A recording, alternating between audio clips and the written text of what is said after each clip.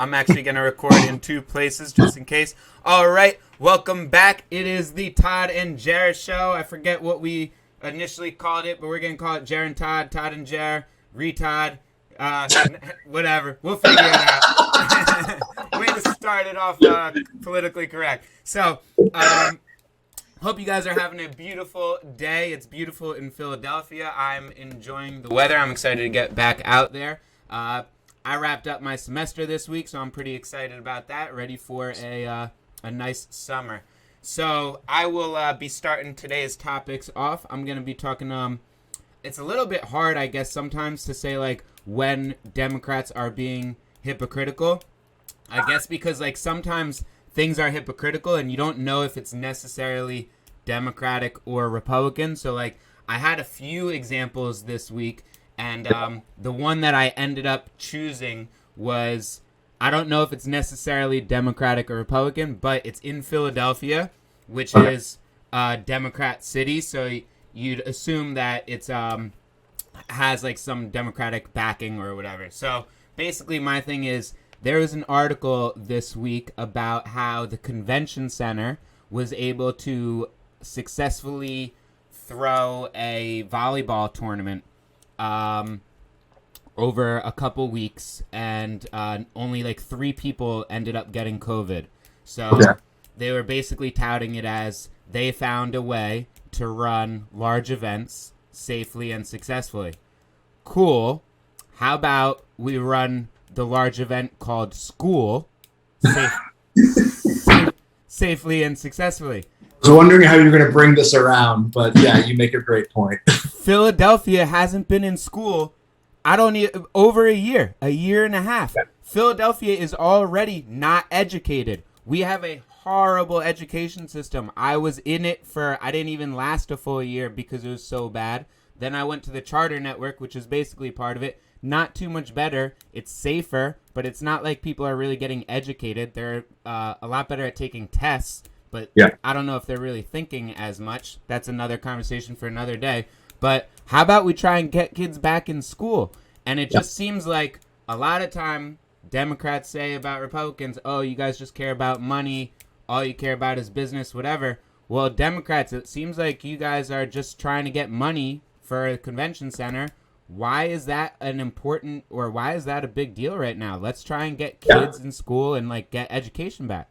Well, and I think you tapped into it. It's all about the money. Obviously, the volleyball tournament was probably some sort of revenue generator, and also it's a proof of concept saying, hey, we can do this so that now future events can come in. Right. And I think, money is, you always follow the money in anything, in politics and history and whatever. And I think that what you're really seeing, and look, I don't want to beat up on the teachers unions and all this, but like, I'm part of it. You can beat up on it. I'm allowed. So, and look, I think the teachers unions were smart. Rahm Emanuel and many other politicians have said you never let a crisis go to waste. I think we can all agree that schools in America, and especially in big cities, have not had the resources they need. And I think teachers unions in many ways saw this as a way to advocate for and basically use COVID as an excuse to get a lot of funding or try to get things out of their cities that they wouldn't otherwise get. They're basically using the children as a bargaining chip, and it's pretty disgusting.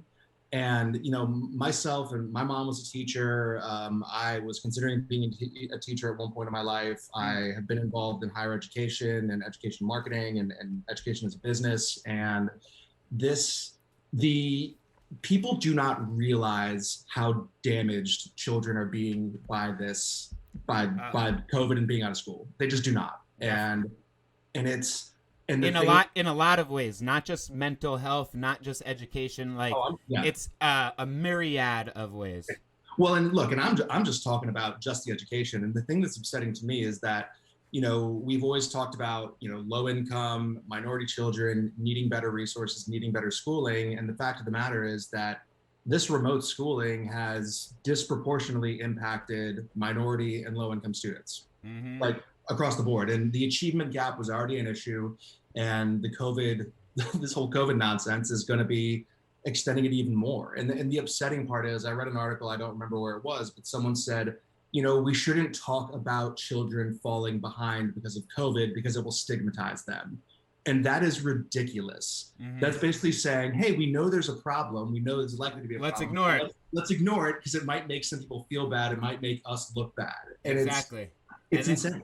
Yeah, and it's I feel like too, people say not always. I don't want to put words in people's mouths, but say like, Democrats a lot of time call Republicans stupid. They say like, oh, how can you be anti-vax? How can you be anti-mask? Whatever it might be, they say, generally speaking, Republicans seem not as educated as Democrats. Well, how about we try and solve that problem by educating people? Like, education, in my opinion, is the key to the 30 problems that we have. That's the best way to solve all of them. It's just a long-term solution. You're not going to be able to fix it. You have to start educating people now. And then when those people become 30, 40, 50 years old, the problem will be hopefully a little bit better. But people don't want to wait that long, and people just ignore it for some reason. So let's hear let's hear your segment. I think that's about it for that before I go off for the rest of the day on it. Yeah, so, Republicans continue to suck, and this is something related to Trump and the insurrection, and basically there's been this civil war going on within the Republican leadership involving Liz Cheney beefing with a bunch of people because Liz Cheney is basically being like, hey, Trump lost the election, it wasn't stolen, this is our constitutional process, and the insurrection was wrong, the storming the Capitol was wrong, and Trump, and again, I'm paraphrasing basically, but this is sort of her line of thinking, and basically not letting Trump get away with spinning his bullshit about how the election was stolen and how the insurrection wasn't as bad as it was. And look, I think what happened at the Capitol, it was terrible. I was horrified when I watched it, but I do think Democrats and people on the left are overblowing it. Like, if you actually think that group of idiots was going to overthrow the U.S. government, like, you're a fool. You are. Like, it wasn't good. They should all be prosecuted. But that was nowhere close to an insurrection. That's not what civil war in America is going to look like. And so Liz Cheney, being a consistent conservative, someone who respects the Constitution, someone who understands due process and that everything worked the way it should have, is now being ousted from party leadership and replaced with basically this Trump sycophant from, I think she's from New York, which is funny because like the American Conservative Union, Liz Cheney's rating is something like a 77% from them. And the woman who's replacing her, it's like a 44%. Because of course she's a New York Republican. That's basically equal to like a Kansas or Kentucky Democrat. Like, it's just so silly that they're still paying homage to this man that really, I think, gave the Republican Party a black eye and has set them back a lot from where they could have been. And go on. I guess my question is like, it seems like the GOP is severed to the point where it's never going to come back together. Do you think it's going to become two parties in the next 5-10 years? You know, it's interesting because I listen to a ton of podcasts, and what I like to do is I like to listen to people sort of that are considered like far right, so like a Ben Shapiro and other people. But then I also listen to like Jimmy Dore, what are those idiots called? Chapo Trap House, and some of these like far left people who are coming at AOC and being like, she's not left enough. And I think what it helps to understand is sort of the perspective on each. And frankly, I think the Republican Party division is being played up more because I do think that the media leans hard towards the Democrats. Definitely. I think both parties are in trouble. I mean, look, you've got people in the Democrat Party that are full out being like, we actually want to defund the police completely. We actually want to abolish prisons. And they're being like, no, that moderate Democrat who's like, no, we don't actually need defund the police. They're going, no, we do. And they actually believe it. And it's, so I think, I think real quick, sometimes I get confused if someone's Democrat or Republican now, because like Biden will do something and they'll bash it. And I'll be like, wait, like, I thought that person was a Democrat. Why are they bashing it? And then and I thought this is a policy they want. And they'll be like, yeah, he didn't do it enough. It was like, instead of 1 million, he did only 900,000, so bash him. And it's like, yo, like, I don't know, I'd be grateful for progress. Look, honestly, like if we could move our way, I truly think that if we remain firmly entrenched in a two-party system, that we will see a breakup or interstate conflicts or states basically. I mean, you're already seeing it with gun laws. We had these sanctuary cities around immigration for years now, maybe over a decade, probably decades. And now states are basically being like, all right, feds, you can pass whatever gun control you want, but we're going to be a sanctuary city for gun rights. And it's like, and our sanctuary state for gun rights. So you're seeing it start to pop up. And, honestly, I think if the Republican and the Democrat parties could basically split into like moderate Republican, hardcore Republican, moderate Dem, hardcore Dem, I think it would be the best thing that happened to this country. If we had four parties really competing and having to build coalitions, and you'd see the moderate left and the moderate right come together. You'd probably have the extreme left and the extreme right come together on some things, and it would be so much better. Yeah, I mean, I definitely agree with a lot of aspects of that. I've been saying it for the last year. I think we're already in the Civil War. I don't think it's gonna look like the old Civil War. I don't think we're gonna battle each other, but we're starting to maneuver and separate. And I think it's the beginning of the microstate where factions of states are gonna form, and I'd like to think we're gonna still be the United States, but it's gonna look more like the European Union than the United States, where like there's big differences in regions. I will just say in closing, and before we head on the crypto corner, that I think it is a very realistic outcome that in our lifetimes we see the United States of America shift into more of like the United Republics of America, and that and that's not a bad thing necessarily. No, and honestly, I think it could be better. And if it's something where we say, look, for national defense and literally like only national defense and like international intelligence and things like that, we will remain sort of united. But in terms of domestic policy, it might just be better if people sort of break into the areas and sort of, I don't know. But I definitely think we're heading in an interesting direction. So Jeremy, what's new in the world of crypto? So Crypto Corner, I think I kind of really like the topic this week. I feel like I have a lot of things I can talk about every week, but it's been going nuts this week. It's been going nuts, but I could talk about the price all the time. I could talk about coins I like, utility I like, whatever. But this week I feel like I couldn't pass up on Gary V talking about his NFT release. So I like this for several reasons. A big reason is because of that reaction right there. I think NFTs are going to be absolutely huge. I'm pretty big into crypto. I'm pretty big into, not big into NFTs, but I'm pretty like familiar at least with a lot. I don't understand a lot of stuff still. Like, as much as I know, I want to preface, I don't know a lot. There's so much to be explored and to be figured out. I do think NFTs are going to be a major player in society, in culture, in the coming years. And what I like a lot about this is, for the last few months, a lot of the NFTs that are coming out are, I'll admit, I might be wrong, are pointless. A lot of them are completely just a way to profit on a trend, and it's people just digitizing things for the name of digitizing it and trying to profit on it. What I like about Gary V's is he showed, and I feel like I've seen little instances of what the utility could be because I follow this stuff and I'm looking into it and I'm researching it. The mainstream has no idea what is possible. Gary V, I think, is the way to get the mainstream to understand the concepts of like, oh, what is possible. So what he did with his NFTs, and again, I'm not even really too familiar with what he released, but I'll give a little snapshot. He has these little pictures, these little graphics that he's selling.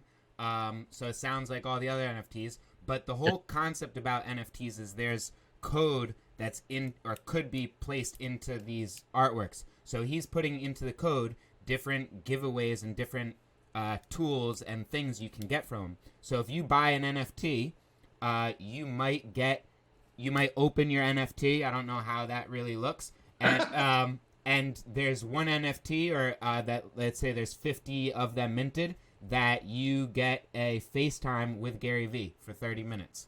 One of them is a 1 of 5. You get to go courtside to a Knicks game with Gary V. So you're buying things to get functions from them. So where I see this going, and then I'll hear what your input is, but where I see this going and why I think this is the future and this is going to be huge is I'm a big believer in virtual worlds, the metaverse. Looks like you're in a metaverse right now, actually. But I'm a believer that the metaverse is going to be huge. We're going to be in virtual lands probably more out of the day than in the real world I think in the coming decade.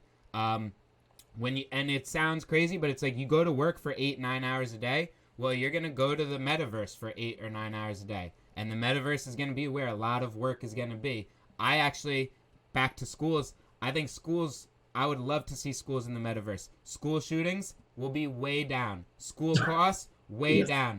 Teachers complaining about buildings and all that, way down. Janitor costs, way down. So, like, I think the metaverse has a lot of utility and is going to be huge. And NFTs are kind of the objects in the metaverse. So, like, these objects, again, we still don't understand. Even people developing this stuff don't exactly understand what it's going to be used. But I saw some other thing where, like, something will be like when you go to a concert in real world, if you have this NFT that you bought from the concert CD release, you'll get access to a certain part of the concert or things like that, where it'll have more access, whatever it might be. Let's hear some of your thoughts before I ramble on some more.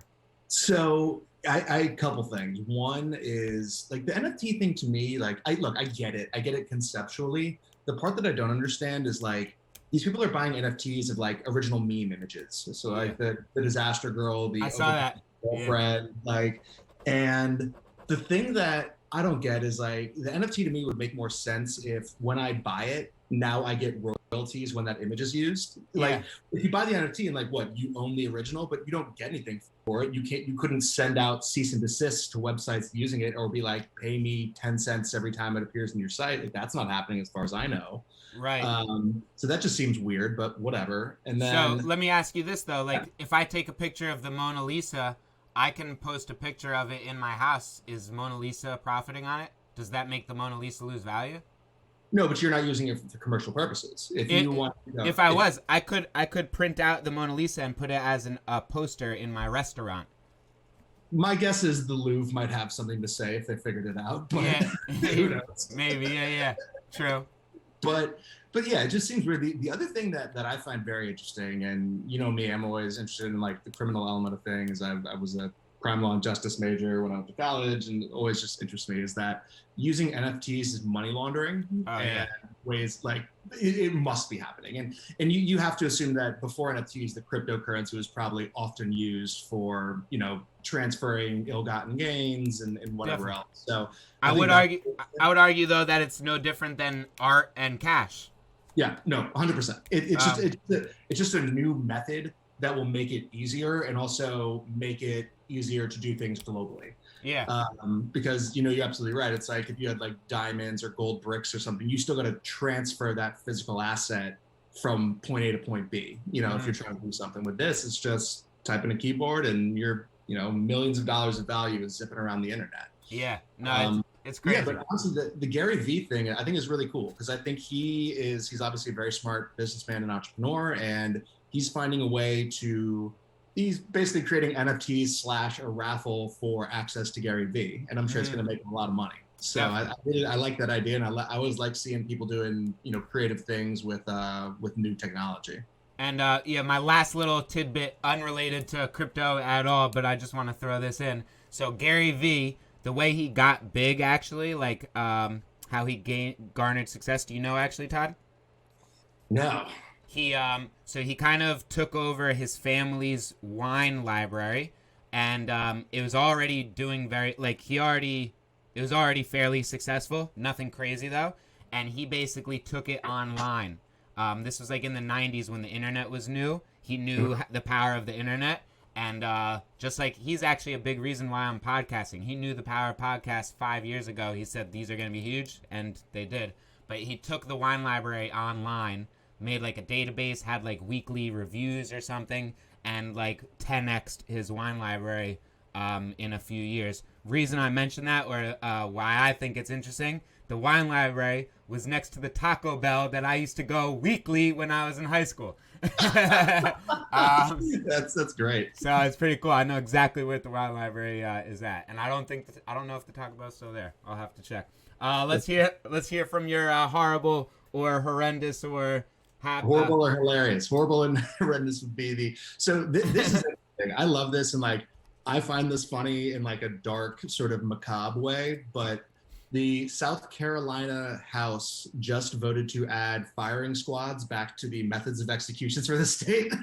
I know your eyes. What? So, but before I go into my thoughts on it's passed. They're gonna do it. The lawmakers have passed it. It has not been signed into law yet. But I have a trivia question for you.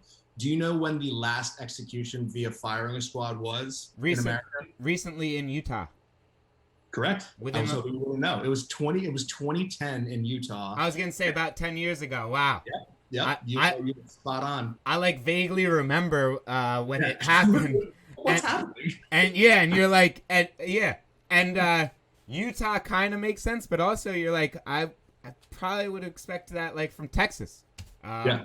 Well, and it's actually really interesting. So that guy, and there's a couple things that I really like about the story is one, part of the reason why states are doing this is that a lot of pharmaceutical companies got together. I don't know if they were pressured by like human rights orgs, and they basically are saying, we will no longer sell basically lethal injection drugs for the purpose of executing people. They took a stand. Is that because of the guy who was tortured a few years ago? Probably, it's interesting because in the history of executions, there's always botched executions and they're horrible. Right. I feel like the guillotine is probably the best record in terms of no botched executions. Yeah, it worked. Although I'm sure there's times where it's like, yo. I'm sure. When you're running a bunch of people through it. And do you know when the last guillotine use was? Probably like last year. Well, I don't know if it was the most recent, but when I was in Vietnam, we were touring the museum about the Vietnam War there, which has a very different perspective and is super interesting. But they had a guillotine there that the French used when they occupied Vietnam, and I think they said the last use in Vietnam was in like 1967. Wow. So I don't know if France was still using it after that, in France, but that was just wild. When I read that, I was like, I cannot believe someone in 1967, when we had like airplanes and, But, dude, weren't we gonna guillotine I wasn't there, but Mike Pence at the insurrection?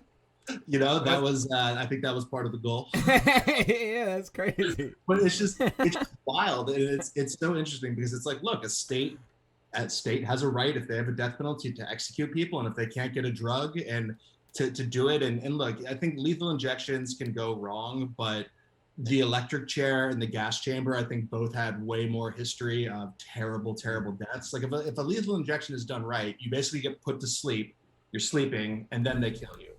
Obviously things can go wrong. You can get bad drugs. They can be applied incorrectly, whatever.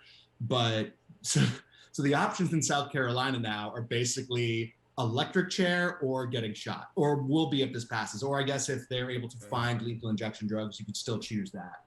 But it's interesting because I don't know when they do the firing squads, and this has always been a tradition, you've got like 8 guys with rifles. They always give one of the guys a rifle with a blank in it so that none of the men can be certain they actually shot the person. I think all of them have blanks except one.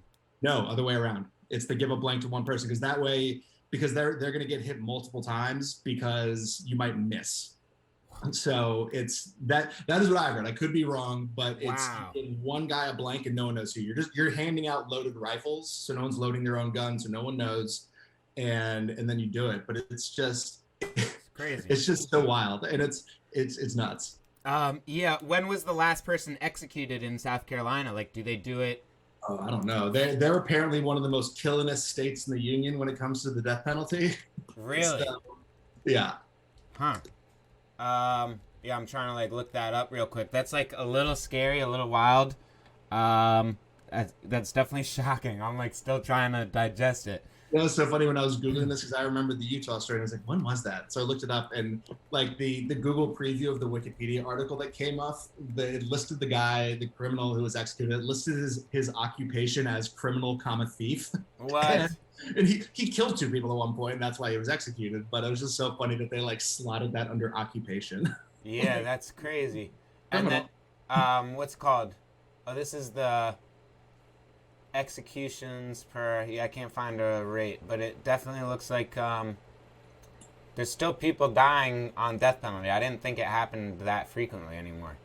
Let's see. The last one in South Carolina was 2011, and they were going at a pretty good clip. Looks like they've got. Yeah. And they're the eighth biggest in executions, from what I see.